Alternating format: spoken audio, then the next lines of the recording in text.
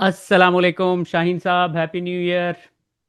वालेकुम सलाम sir. Happy new year आपको भी और आपके सारे देखने सुनने वालों को भी। और सौराब बरकत साहब को भी, जिन्हें 36 दिन हो गए आज, उनको भी हैप्पी न्यू ईयर तो कहना जरूरी है।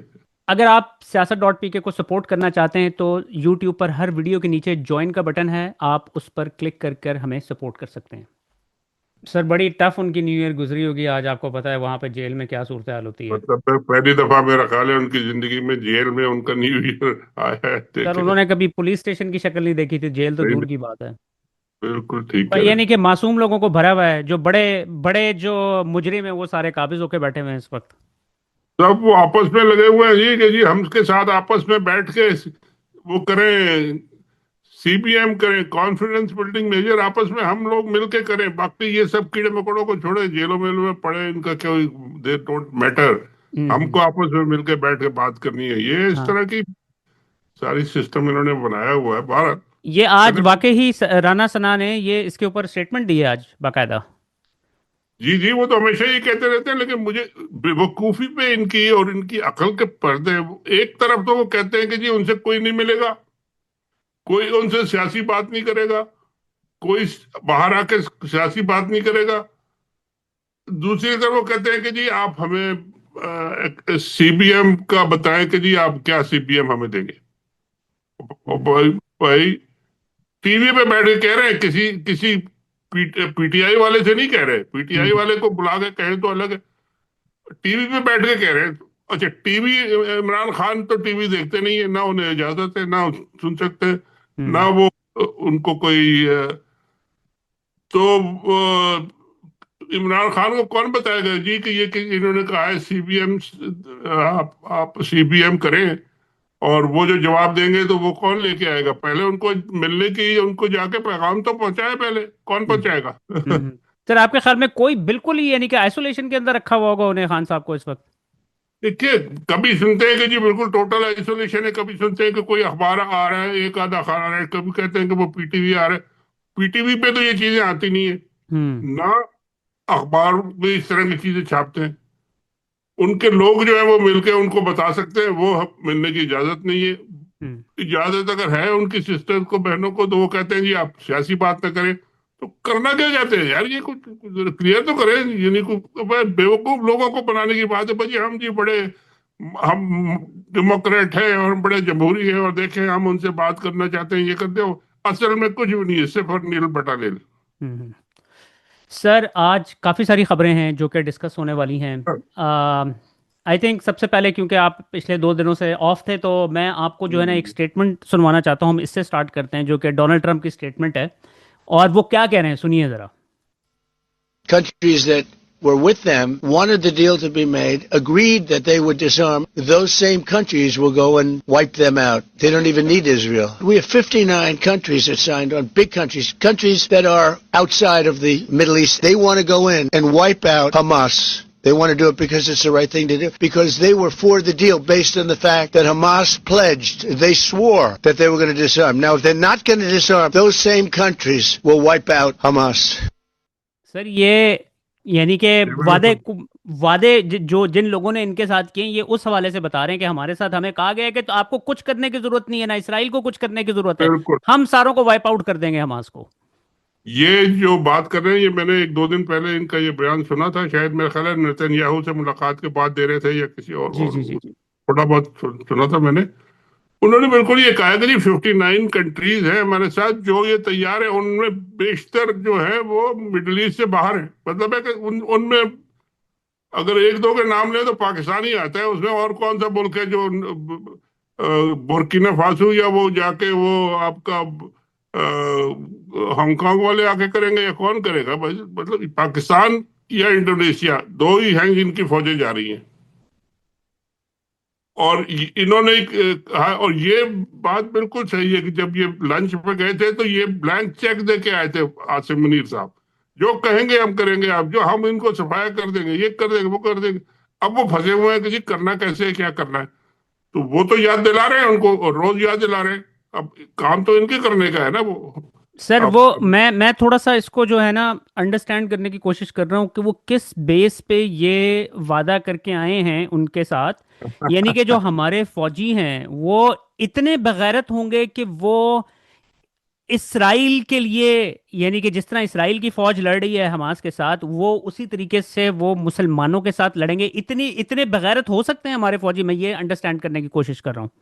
तो इससे भी बहुत बहुत ज्यादा बगावत हो सकते हैं। इन्होंने जो ब्लैक सितंबर में फलस्तीनियों के साथ जनरल जियाउल हक साहब ने किया था, ब्रिगेडियर थे शायद वो, या उस वक्त क्या मेजर जनरल थे, सितंबर में, आपको ब्लैक फ्राइडे जिसे कहते हैं, पूरा का पूरा उनको सफाया कर दिया था उनका, और जॉर्डन में।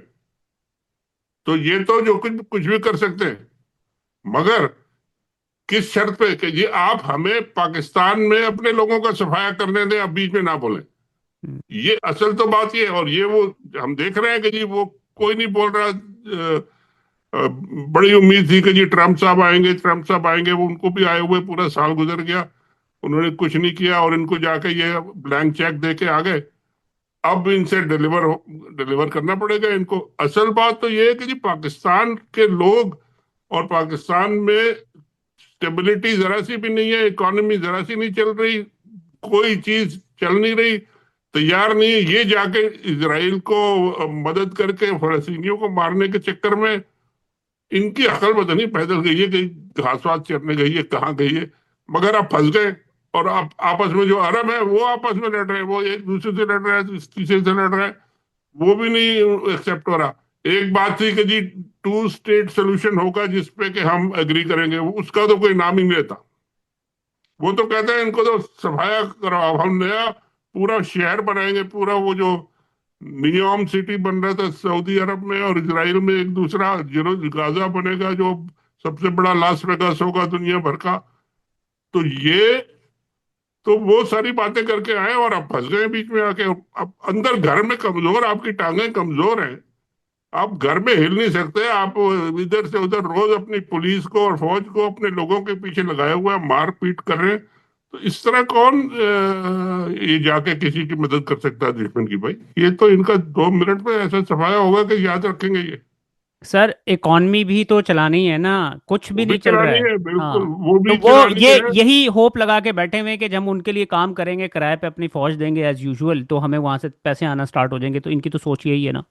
तो पैसे तो वो थोड़े बहुत तो इतने तो आते रहेंगे कि जी ये सरवाइव करें, और ये तो हम हमेशा से हो ही रहा है, ये इतने सालों से जो हो रहा है ना। वो आईएमएफ जो है ना, एक $1 बिलियन, $2 बिलियन, $1 बिलियन क्या होता है भाई? $1 बिलियन आप जरा सोचें कितना है। पाकिस्तान के पाकिस्तानी जो है बाहर से जितना पैसा बेचते हैं, वो आपको पता है 30-40 बिलियन डॉलर, 30-35 बिलियन डॉलर भेजते हैं साल के। हर महीने $1 बिलियन से ज्यादा भेजते हैं।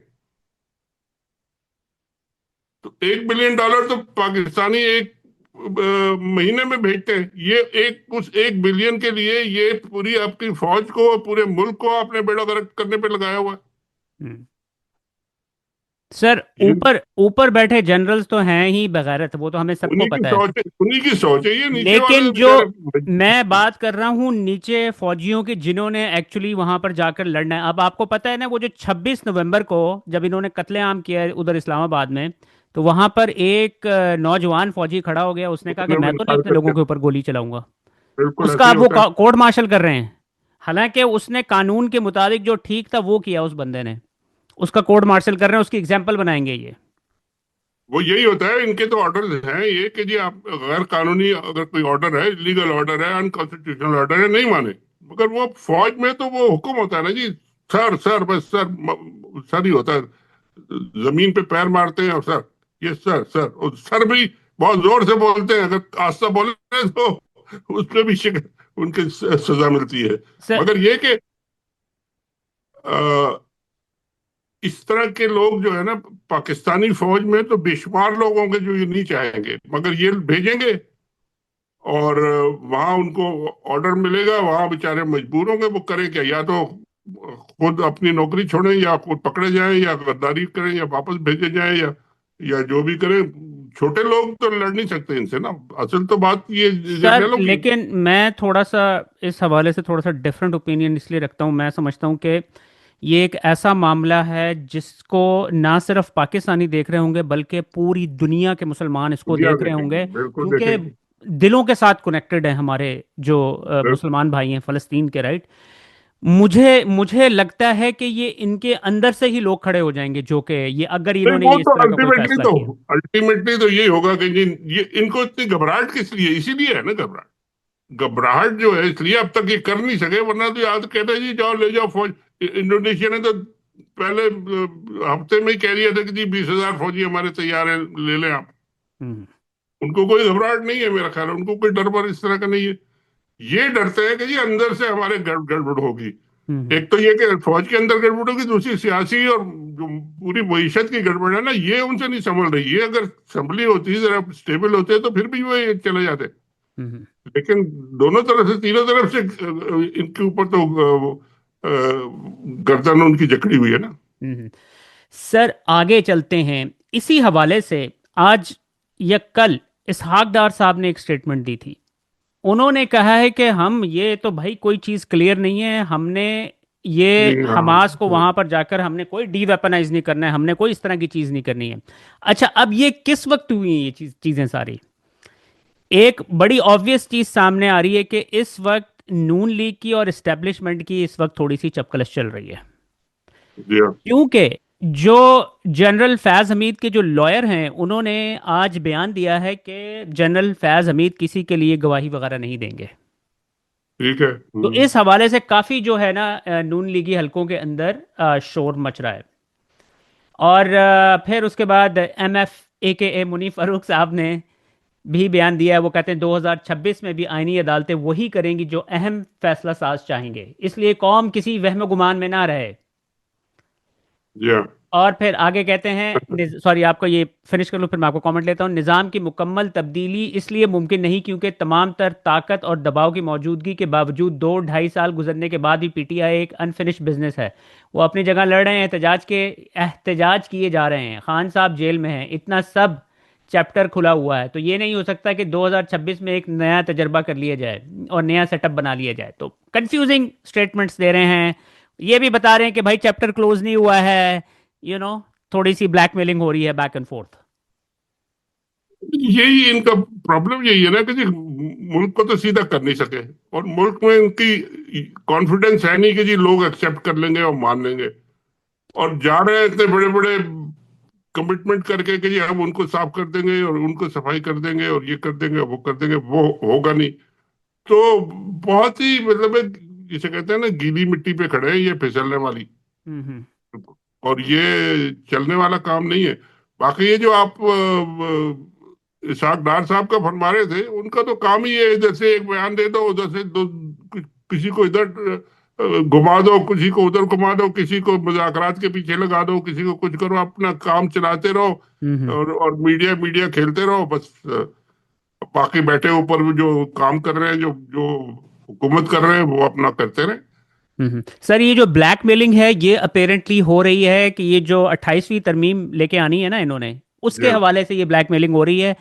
क्योंकि जो एमएफ ने बयानात दिए हैं उससे भी यही लगता है, क्योंकि उन्होंने आज बयान दिया है कि भाई ये कार्रवाई डल चुकी है 28वीं तरमीम की भी। बार बार इस तरह की बातें कर रहे हैं, और ऑब्वियसली नून लीग ने थोड़ा बहुत तो रेजिस्ट करना है ना इस सूरत हाल के अंदर, यानी कि पहले ही तबाह हो चुके हैं। अब वो 28वीं तरमीम में पता नहीं वो क्या करते हैं, क्या करवाते हैं इनसे, कि वो बिल्कुल ही यानी कि इनका पॉलिटिकल पार्टियों का शायद सफाया कर दें वो। क्या कितनी तरमीमें वो करा चुके हैं, इन लोगों ने रोक लिया क्या? ये बच्चों की बातें करते हैं ये। इतनी बड़ी बड़ी पार्टियां बनी हुई हैं, बड़े बड़े वोट को इज्जत दो और फलाने को इज्जत दो, फलाने को मत दो, और ये करो और वो करो, कहानियां बड़ी लंबी लंबी डालते हैं, और जमहूरियत और ये और वो, और लेटे हुए हैं जाके वो जो हुक्म आता है उस पर दस्तखत कर देते हैं। ये है मेरा ख्याल है। ये इन्होंने ये भी कहा है कि जी वो 28वीं तरमीम भी करा लेंगे। ये जो जो इसमें कोई अगर रुकावटें हैं कि कोई, जैसे कि एक बात मेरा ख्याल है वो कर रहे थे, गवर्नर रूल को लगाने की कर रहे थे शायद। हम्म। गवर्नर रूल कैसे लगाएंगे वहां पे? तो आईनी उसमें असेंबली का रोल होता है, उसमें असेंबली अगर पास करेगी तो गवर्नर रूल लगेगा। तो उन्होंने कहा असेंबलियों का जो रूल है ना, वो हम साफ कर देंगे आईनी तामील में, ये ले लेंगे वापस। हम कहेंगे अब असेंबली का कोई रोल नहीं है, जो आईनी अदालत है वो करेगी। तो बस वो अदालत कर देगी, फिर तो गवर्नर रूल भी लगा ले और फिर जो मर्जी आए कर ले, जिस तरह भी कर ले। कर कुछ नहीं सकते, क्योंकि ग्राउंड पे सिचुएशन इतनी खराब है कि उसको ये सस्टेन नहीं कर सकते, लेके चल नहीं सकते। असल बात ये है। सर उसके बाद आपने एक बात नोट की है कि जो बड़े बड़े इदारे हैं उनका कंट्रोल करना स्टार्ट कर दिया है उन्होंने। जुडिशरी को आप ऑब्वियसली आपके सामने आईनी अदालत बना के किस तरीके से वो तो खुलेआम कह रहे हैं ना कि वो वही फैसले करेंगे जो एमएफ है मुनीफ जी हाँ। फारूक, वो कह रहा है कि वही फैसले करेंगे जो ऊपर से ऑर्डर आएगा, यानी कि ब्लेटेंटली किस तरह यानी कि ये बातें करते हैं। उसके बाद जी आपने देखा है पीआईए को इन्होंने किस तरह 10 अरब रुपए में खरीद लिया है, यानी कि बिल्कुल। पेनीज के अंदर बेसिकली इन्होंने उसको खरीदा है। और फिर उसके बाद ये एनएलसी के ऊपर भी इन्होंने टेक ओवर कर लिया है, यानी कि ग्रेजुअली सारी चीजों के ऊपर ये कब्जा इस तरह कर रहे हैं कि पॉलिटिकल पार्टीज का रोल बिल्कुल खत्म कर देना है। तो मसला ये है कि ये इन्होंने सारा कुछ कब्जा कर लिया, तो सारी जिम्मेदारी भी फिर इन्हीं पे आएगी ना।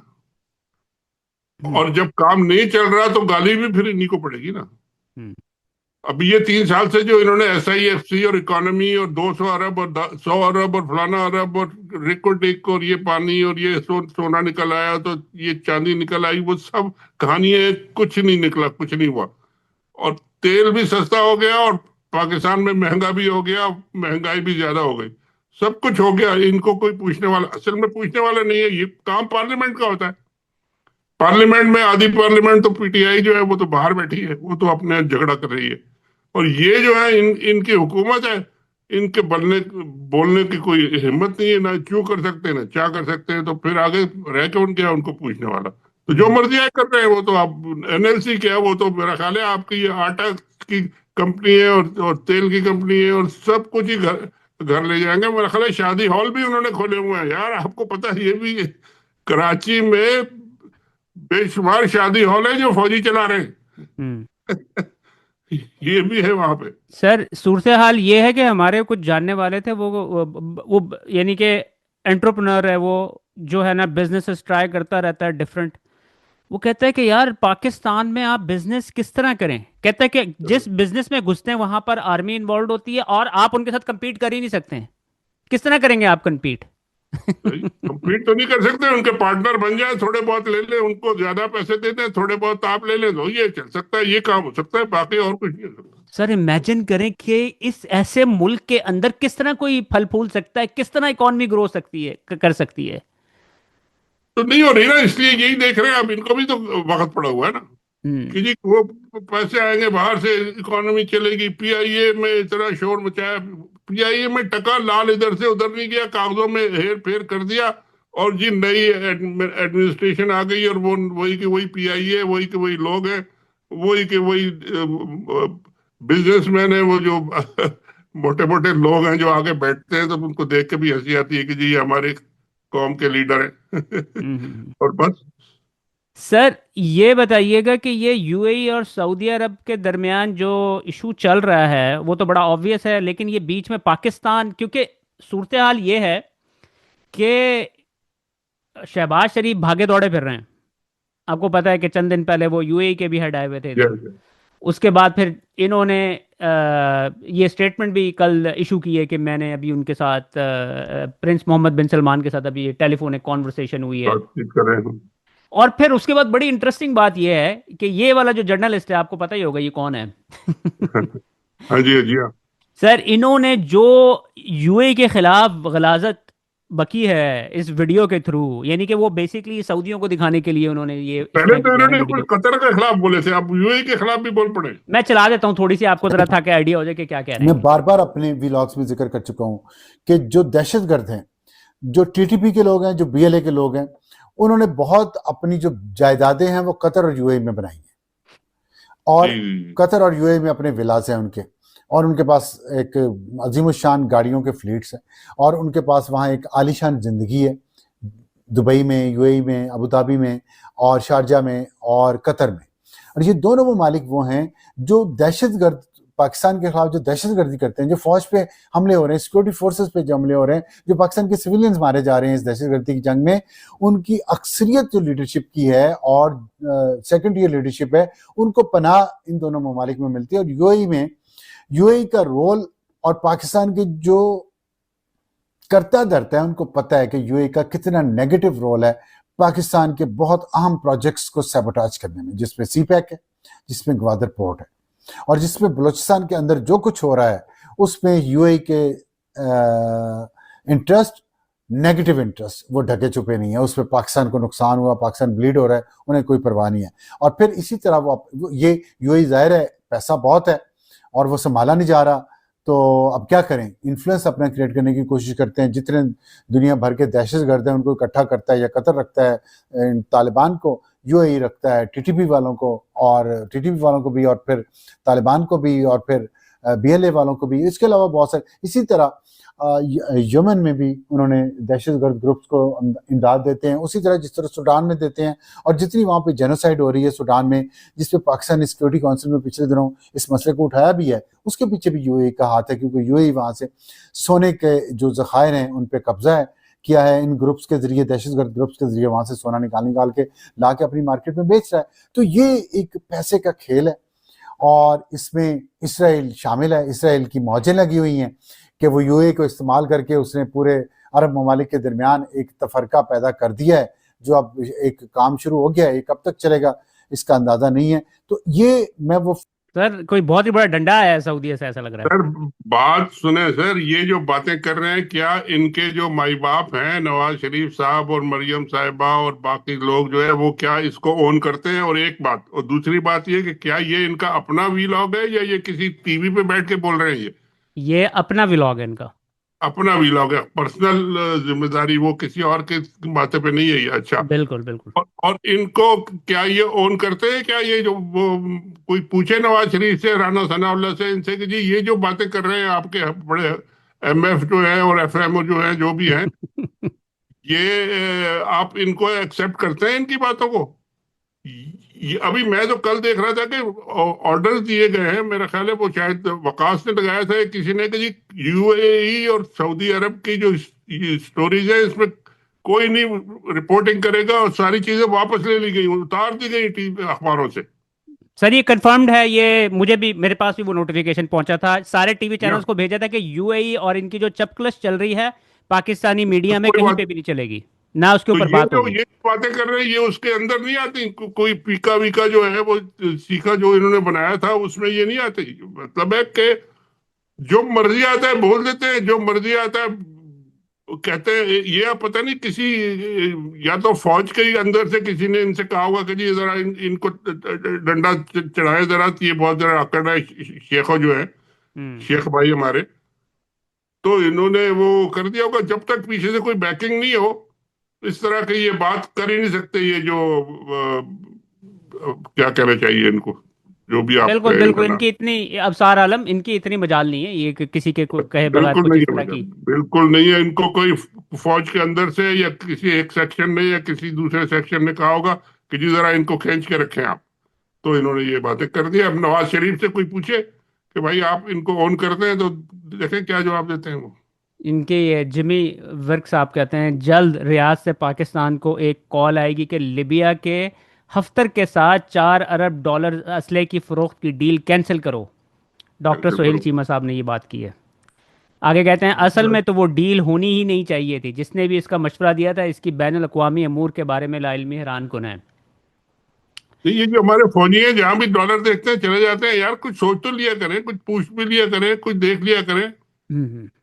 वो अब हफ्तर साहब जो है वो यूनाइटेड नेशंस के और रिकॉग्नाइज जो रिजीम है उसके खिलाफ वो डंडे लेके वो फौजी खड़े हुए हैं, और उनसे जाके डील कराइए। ये तो ऐसा ही है जैसे कोई जाके आप पाकिस्तान से कोई आके और हमारे ये जो बलोच लिबरेशन मूवमेंट से कोई डील करके चला जाएगा जी इतने डॉलर हम आपको देंगे। सर ये बस इनका आखिरी टाइम चल रहा है। इनकी आप जो भी आप हरकतें देखें आपको लग रहा होगा कि ये डेस्परेट है। सर पहने के हाथ पैर मार मार के थक गए, लेकिन कोई काम सीधा नहीं हो रहा। ये है असल बात। ये सर आज फिर दोबारा शहजाद अकबर साहब के घर पर नामालूम अफराद का हमला जलाने की कोशिश। 21 दिसंबर की शाम इंग्लैंड के इलाके कैम्ब्रिज शायर में वाक़ मेरी रिहाइश गाह पर एक मुजरिमाना हमला किया गया, जिसका मकसद शदीद नुकसान पहुंचाना था। हमलावरों ने इमलाक को नुकसान पहुंचाया और इसे आग लगाने की कोशिश की गई। मुझे सर एक बात की समझ नहीं आ रही है कि ये यूके में किस तरह इस तरह की हरकतें हो सकती हैं, अनलेस के उनके ये साथ इन्वॉल्व्ड हैं गवर्नमेंट के साथ, क्योंकि आपको पता है कि वो मोहसिन नकवी साहब उनको लोगों को एक्स्ट्राडाइट करने की कोशिश कर रहे थे, और उनकी तरफ से मुझे लग रहा है कि थोड़ी सी लीनियंसी दिखाई गई है यूके की गवर्नमेंट के साथ कि आप इस तरह की हरकतें यहाँ पर कर सकते हैं। देखिए, उन्होंने टेक्निकली तो उन्होंने जो भी केस करना होगा, रजिस्टर करना होगा या इन्वेस्टिगेशन करनी होगी, वो तो करेंगे। जो प्रोटेक्शन उन्होंने टेक्निकली देनी है, जो लीगली देनी है, पुलिस का जो रिक्वायरमेंट है, वो तो करेंगे। हम्म। लेकिन ये बिल्कुल हो सकता है कि उन्होंने कोई एक प्राइवेट जो गैंग्स हैं और प्राइवेट जो इस तरह की माफियाज होती है, उनको कह दिया हो कि जी जरा कर दो यार, फटकर मारना मुरना नहीं, कोई ज्यादा बड़ा कत्ल शुतल नहीं कर देना, लेकिन ठुकाई कर दो, जरा ठीक कर दो। हम्म। और ये उसके हिसाब से हो रहा है। और वो भी हर जगह सीसीटीवी कैमरेज लगे हैं सर। वो मगर लोग तैयार होके आते हैं, उन्हें भी पता है कि जी कैमरे तो पूरा नाक और कान वो जब बंद करके आते हैं, जल्दी जल्दी करके भागते हैं, लेकिन फिर भी पकड़ा जा सकता है ये। और मेरा ख्याल है कोई ना कोई पकड़ा जाएगा, क्योंकि उनको भी तो उनकी रेपुटेशन दांव पे लगी हुई है। कैम्ब्रिज शहर है, यूके की पुलिस है, लंदन पुलिस की बड़ी मशहूर है दुनिया में, तो वो कुछ ना कुछ तो करेंगे। लेकिन ये बड़ी अफसोसनाक बात है हम्म। कि यूके में इस तरह की बातें हो रही हैं। अभी अमेरिका में पता नहीं शुरू नहीं हुई, लेकिन तैयारी हो रही होगी मेरा ख्याल है। अल्लाह खैर रखे सबकी। कनाडा में तो हो चुकी है पहले भी। तो लेकिन कनाडा में हो चुकी है, लेकिन कनाडा इस हवाले से बहुत सेंसिटिव है, पकड़ी गई बहुत है वो जो सेंसिटिव है। इंडिया। वो इसके ऊपर बहुत गहरी नज़र रखी हुई, क्योंकि मुझे पता है कि जैसे हैदर मेहदी साहब इधर हैं, और भी या इधर एक दो लोग हैं जिनके साथ इस तरह की बात हुई है, तो वो इमीडिएटली जो है ना आपसे आपसे आपको आके वो मिलते हैं करते उनके हैं, बिल्कुल करते हैं। यहाँ भी एजेंसीज के। करते हैं, यहाँ भी यही होता है। लेकिन ये कि वो कनाडा में एक काम हो गया था ना, इंडिया ने किया था, फिर वो पकड़ा गया, फिर इंडिया से उनके बाकायदा ताल्लुकात पूरे मुल्क से खराब हो गए। तो ये अब ये जितना कुछ हो रहा है, इसका नतीजा ये निकलेगा कि जी हम सब को जो बाहर बैठे हैं, इनको कम से कम थोड़ी बहुत प्रोटेक्शन मिलना शुरू हो जाएगी। हम्म। उम्मीद तो यही है। सर, ये ड्रॉप साइड न्यूज़ के जर्नलिस्ट हैं वकास साहब, कहते हैं there is no way UK intel agencies are not complicit in these attacks at some level. और ये बिल्कुल। ऑब्वियसली बड़े रिस्पॉन्सिबल जर्नलिस्ट हैं, ये इस तरह की बात ऐसे ही हवा में नहीं फेंक देंगे, अमेरिका में बैठे हुए हैं ये। नहीं नहीं, सही कह रहे हैं। ये कुछ ना कुछ मतलब है, उनको मिला होगा या किसी ने बताया होगा कि जी ये ऐसा हो रहा है। हम्म। और लगता भी है ऐसा हो रहा है कि जी वो कुछ एक्शन ज्यादा हो नहीं रहा है। पिछले हफ्ते उनका उनके ऊपर मुक्के मारे गए थे, अस्पताल पहुंच गए थे, वो कुछ नहीं हुआ। उसी घर में आके अब दोबारा आग लगाने पहुंच गए यार, उसके घर के साथ तो। और वहां पे यूके में अगर आप देखें, आपने देखा ही होगा, बेशुमार घर छोटे छोटे छोटे छोटे साथ होते हैं। एक घर में आग लगे तो वो तो पूरा मोहल्ला ही जल जाता है। हम्म। तो ये तो बहुत बड़ा यानी एक्शन हो सकता था। पता नहीं, इसकी डिटेल नहीं पता कि वो क्या आग लगी या बच गई या कैसे रुक गए या क्या हुआ। सर, बहुत अनयूजुअल चीज़ है, let me just put it this way, या कि एक बंदा जो कि इतना हाई प्रोफाइल है और सोशल मीडिया के ऊपर शोर मचा रहा है, उसके हवाले से इतना लोगों ने पुश किया है, टैग किया है यूके पुलिस को, उनकी गवर्नमेंट को, उनके प्राइम मिनिस्टर को, हर पोस्ट के अंदर लाखों लोगों ने किया है ये। उसके बावजूद चंद दिनों के बाद फिर ये चीज़ हो जाती है। What does that tell you? उनके ऊपर भी बहुत प्रेशर होगा, मेरा ख्याल है उसका कोई रिजल्ट कुछ ना कुछ आएगा। लेकिन उम्मीद करें कि ऐसा और कुछ ना हो, ज्यादा सीरियस नुकसान ना हो जाए। मैं तो ये डरता हूँ कि यार कोई भड़का ही ना दे किसी को। सर, वो अल्लाह ना करे। वैसे जो इमरान फारूक का भी जो है ना, वो जो वही कत्ल ना। केस है, वो वो अभी तक देखें रिजॉल्व नहीं हुआ है। और सर, आज एक बड़ी इंटरेस्टिंग चीज हुई है। अम्मार सुलंगी, आपको याद होगी ये वाली आईडी? ये क्या तस्वीर लगाई है सर आपने? मैं आपको बताता हूँ आगे चल के। अम्मार अच्छा। सुलंगी जो है ना, ये आईडी है डर्टी हैरी की, फैसल या, नसीर की आईडी है ये। आपको याद होगा कि मुनीब फारूक ने इसको पब्लिक कर दिया कि ये उसकी आईडी है। बिल्कुल। ठीक है, अब ये इसने आज बड़े दिनों के बाद ट्वीट की है, और ये अब इस ट्वीट के अंदर जो है ना, ये जो राइनो की तस्वीर लगाई हुई है, राइनोरस की, हम्म। इसको राइनोरस कहते हैं इसको, या तो इसको ये रिनोसर उन्होंने किया है शहजाद रिनोसारस। अकबर के साथ कंपेयर। वो कहता है this rhinoceros continues to lie, और Imran Khan used to lie about the quality of police in UK, asking for a friend. अच्छा। उसके बाद फिर जो है ये आते ही, अब इसने फिर दोबारा इनको जो है ईमान मजारी साहिबा और उनके हस्बैंड को धमकियां देना स्टार्ट कर दी कि तुम्हें दोनों को मैं जेल में डालूंगा। कर तो ये कुछ भी ओहो। कर सकते हैं। यार वो करने को तो जो भी कर रहे हैं वो भी कम तो नहीं है। बहरहाल ये कि सर तो इनका आखिर में जो है ना, मैं ये एक बड़ी सबसे वायरल जो था ना आर्टिकल, उसके हवाले से मैं बात करना चाहूँगा। ये नौजवान पीएचडी का स्टूडेंट है, इसका नाम है जोरेन निजामानी। बड़ा अनयूजुअल सा नेम है। इन्होंने आज ट्रिब्यून के अंदर आर्टिकल लिखा, और अच्छा, आर्टिकल पढ़कर जो है फौजी हो गए हैं पैनिक। उन्होंने फौरन इसको डिलीट करवाया। अखबार में से डिलीट करवाया या वेबसाइट से? वेबसाइट से डिलीट करवाया, क्योंकि अखबार के अंदर तो छप चुका था ये ऑलरेडी। अच्छा, अखबार में तो होगा ना फिर। हाँ, तो अब मेरे ख्याल में इसको करोड़ों लोगों ने आज पढ़ा है। अगर इसके ऊपर ओहो। बात ना करते, क्योंकि अखबार तो जो यूथ है वो तो पढ़ती नहीं है, ठीक है, अभी टीवी भी कोई नहीं देखता है, सोशल मीडिया वेब देखता है, इसने कभी भी वेब इतना वायरल नहीं होना था। अब हुआ क्यों है वायरल, मैं थोड़ी सी चीजें आपके सामने रख देता हूँ कि क्या कहा क्या है इन्होंने इस आर्टिकल के अंदर। Let me start with this. कहते हैं इक्तदार में बैठे बुजुर्ग मर्दों और औरतों के लिए ये सब खत्म हो चुका है। नौजवान नस्ल अब वो कुछ नहीं खरीद रही जो आपने बेचने की कोशिश कर रहे हैं। चाहे आप स्कूलों और कॉलेजों में जितनी मर्जी तकरीबात और सेमिनार्स करवा लें, हुब्बुल वतनी के लेक्चर दे दें, ये तरीका अब कारगर नहीं रहा। एक आगे कहते हैं हुब्बुल वतनी ज़बरदस्ती नहीं सिखाई जाती, ये खुद ब खुद पैदा होती है। जब बराबर के मौके हों, मजबूत इंफ्रास्ट्रक्चर हो और निज़ाम मुअस्सर तरीके से काम कर रहा हो, जब आप लोगों को बुनियादी सहूलतें देंगे और इनके हकूक़ यकीनी बनाएंगे, तो फिर आप तलबा को ये बताने की ज़रूरत नहीं आपको ये तलबा को बताने की ज़रूरत नहीं पड़ेगी कि इन्हें अपने मुल्क से मोहब्बत करनी चाहिए, वो वैसे ही करेंगे। आगे कहते हैं नौजवान नस्ल अब थक चुकी है, और चूंकि इन्होंने ये सीख लिया है कि ताकतवर हलकों को चैलेंज नहीं किया जा सकता, इसलिए वो मुल्क छोड़ रही है। ये सोचना भी हद से ज़्यादा रोमानवियत होगी कि वो करप्शन के खिलाफ कोई बड़ी तहरीक चलाएंगे। वो खामोशी से निकल जाना बेहतर समझते हैं, पीछे मुड़कर नहीं देखते, क्योंकि इनके वो दोस्त जो बोले थे खामोश करा दिए गए। मरकजी मीडिया को जितना मर्जी सेंसर कर लें, जनरेशन जी रंबल, यूट्यूब और डिस्कॉर्ड जैसे प्लेटफॉर्म्स पर जाकर अपनी आवाज़ बुलंद करेगी। आप इस दिन की फिक्र करें जब आपको एहसास होगा कि कोई आपकी बात सुन ही नहीं रहा। बूमर्स, हमें अब मजीद बर्दाश्त नहीं, हम आपका बयानिया मजीद कबूल करने को तैयार नहीं। अब ख्यालात को सेंसर नहीं किया जा सकता। वो दिन गुजर चुके जब आप लोगों को बेवकूफ़ बना सकते थे। अब कोई धोखा नहीं खा रहा। हाँ, हमारे पास लाइब्रेरियां नहीं। हाँ, हम किराए पर फ्लैट नहीं ले सकते। हाँ, हम गाड़ी खरीदने की इस्तात भी नहीं रखते। ये सब आपकी ही कोशिशों का नतीजा है। हमें जो मईशत वर्षे में मिली थी वो आपकी अखलाकियात से भी बदतर है। आप चले लोगों ने ठीक है। ये नहीं सीखा। आप लोगों को ये नहीं सिखा सके कि इन्हें क्या सोचना है। अब वो खुद सोच रहे हैं। हाँ, शायद वो अपनी राय खुलकर कहने से इसलिए घबराते हैं कि वो सांस लेना चाहते हैं, मगर खुद साख्ता नेकी और बदतरी के इस पर्दे को वो खूबी पहचानते हैं जो आपने बड़ी मेहनत से तैयार किया है। आप ताकत के जोर पर इक़्तिदार में रह सकते हैं, मगर अवाम को आपसे कोई दिलचस्पी नहीं। आप सिक्योरिटी के बगैर घर से बाहर कदम तक नहीं रख सकते।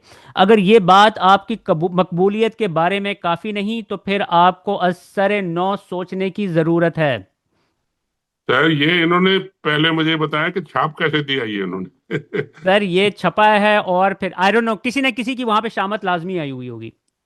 तो आगे छप गया तो छपा हुआ अखबार में से तो नहीं निकाल सकते ना यार, वो तो भाई वेबसाइट से निकाल दें, चले ठीक है, वो तो हो गया, लेकिन छपा हुआ अखबार तो वापस नहीं आता। ये देखें ना और सर, वेबसाइट के ऊपर अगर हम जाते हैं हाँ, तो वो कहते का नहीं है।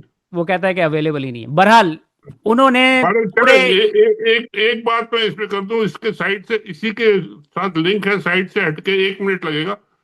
ये जो बातें कर रहे हैं ना, जो नौजवानों की मायूसी की, और अब वो क्या करेंगे, और इसलिए छोड़ के जा रहे हैं, और ये हम अब सोशल मीडिया पे और दूसरे प्लेटफॉर्म पे जाएंगे, इसका तोड़ एक पीटीआई वाले बड़े सीरियसली सोच रहे हैं कि जी क्यों लोग ये जो है ना बाहर नहीं निकलते, खासकर कुछ इलाकों में, पंजाब वगैरह में कई जगह तो निकल आते हैं, लेकिन वो ये सोच रहे हैं कि जी हम एक ऐसा, उन्होंने पूरा प्लान बनाया है और बन रहा है जो कि पूरा एक फंड वो क्रिएट होगा जिसमें के हर जगह के उन लोगों की लिस्टें मौजूद होंगी जो यंग वर्कर्स हैं, जो यंग लोग हैं, और उनके वो जब बाहर निकलेंगे, अगर उनको पकड़े गए तो उनके घर में पूरा फंड, उनकी तनख्वाह जितनी थी वो सब और सारा कुछ उनको दिया जाएगा जब तक कि वो रहेंगे। ये उनको एक गारंटी और एश्योरेंस दी जाएगी और बाकायदा उस पर अमल करके दिखाया जाएगा कि जी जो भी निकलेगा उसको ये डर ना हो कि जी मेरा घर जो है ना वो बंद हो जाएगा और नहीं चलेगा।